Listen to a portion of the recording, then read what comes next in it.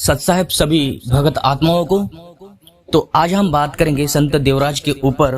2 दिन पहले इस बंदे ने, इस पाखंडी ने एक वीडियो बनाया। उस वीडियो के ऊपर ये बता रहा है कि अब संत देवराज के नियम को जान लो, क्या क्या नियम है इसके। फर्ज पंथ में मुक्ति अनादि पंथ, कौन सा पंथ इसने बना के रखा है, उस पंथ के बारे में ये बंदा बात कर रहा है। और उसमें ये बता रहा है कि आप भांग, तंबाकू, नशीली पदार्थ, मांस, इसका आप सेवन कर सकते हो, उसको खा सकते हो, लेकिन देवराज से पूछकर बताओ। अब इस पाखंडी ने ये आधार लिया है, ये सहारा लिया है कि लोगों को अपने तरफ लाने के लिए, लोगों को अपने तरफ ध्यान खींचने के लिए। क्योंकि यदि लोगों के हिसाब से, लोगों के स्वभाव के अनुसार हम नियम बनाए तो लोगों को अच्छा लगता है और लोग हमसे से ज्यादा जुड़ते ही जाते हैं। क्योंकि लोगों के अनुसार चलना मतलब लोगों में शामिल हो जाना, लोगों के नियम के ही अनुसार एक मार्ग प्रशस्त करना। तो जैसे कबीरपंथी के सिद्धांत और नियम है, ये उन नियमों का उल्लंघन करता है।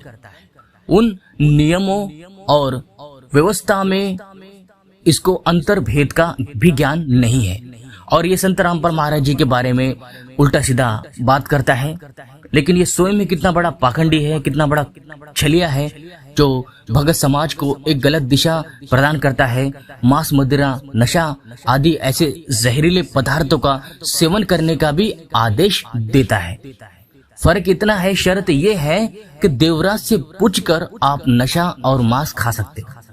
बताओ क्या बीजक में ये इसका प्रमाण है कि कबीर साहब ने ऐसे अम्ल आहारी, पाप आहारी ऐसे बातों को कभी प्रकट किया हो अपने शब्द वाणी में? कभी नहीं। किसी भी वाणी में हमें आज तक पढ़ने को नहीं मिला है। संतों का काम होता है कि बुराई, विषय विकार, गंदा आहार, इसके ऊपर सख्त नियम बनाकर पालन करना, भक्तों को सही दिशा प्रदान करना। क्योंकि हमारे जीवन में सही दिशा का ही ज्यादातर महत्व होता है। जब हम सही दिशा को प्राप्त कर लेते हैं तो हमें पार लगाने वाला गुरु मिल जाता है। क्योंकि गुरु ही वो पार लगाने की क्षमता रखता है और गुरु ही सही रास्ता भी दिखाता है। लेकिन ये ऐसा गुरु है, फर्जी गुरु, पाखंडी गुरु, जो आपको गलत रास्ता दिखाकर आपको नरक की आग में डालना चाहता है। और जो भी लोग इससे जुड़ रहे हैं, उनके बुद्धि का तो क्या करे, उनके पास जो बुद्धि का स्तर है वो काफी नीचे का स्तर है। वो कबीर साहब को, कबीर बीजक को, कबीर साखियों को, कबीर ग्रंथ को या कबीर साहब के सिद्धांत और नियम को वो समझ नहीं रहे हैं।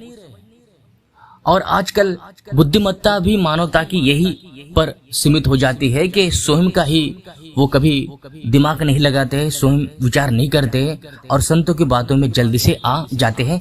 उसको परम संत, परम ज्ञानी मान लेते हैं, गुरु मान लेते हैं। और इस भाई के पास और एक सार शब्द के लिए भी है, 5 सेकंड में सार शब्द मिल जाता है। और नशा, मांस, मदिरा का भी आप सेवन कर सकते हो। तो अपनी ओर आकर्षित करने के लिए इस बंदे ने ये उपाय अपनाए हैं। लेकिन भाई सावधान रहो, ये काल का पक्का दूध है। कबीरपंथी में ये धीमक है। जैसा धीमक लकड़ी को पूरी तरह खा जाता है, ऐसे ही आपके मानव जीवन को खाने वाला ये वही धीमक है। इस संत के नाम पर एक धब्बा है। संत की परिभाषा ऐसे नहीं होती है। कितने भी साधु संत देखे हैं, लेकिन किसी भी साधु संत ने ऐसा नहीं कहा कि आप मांस, मदिरा का भक्षण कर सकते हो। अरे मांसा आहारी मानवा प्रत्यक्ष राक्षस जान, और ताकि संगत मत करो, होए भक्ते में मांस मछलियां खाते हैं, सुरा पान से हेत, ते नर नरक में जाएंगे मात पिता समेत। ये संतों की वाणी है। और संतों की वाणी में हमें जरा सा भी, तिनका भर भी अंतर देखने को नहीं मिलता है। क्योंकि संतों ने पहले ही बताया है कि ये पाप आहारी भोजन है। पाप आहार भोजन क्या है और शुद्ध भोजन क्या है, जो हमारे भावनाओं को शुद्ध करे, जो हमारे विचारों को शुद्ध रखे, ऐसा शुद्ध भोजन ही हमें ग्रहण करना चाहिए।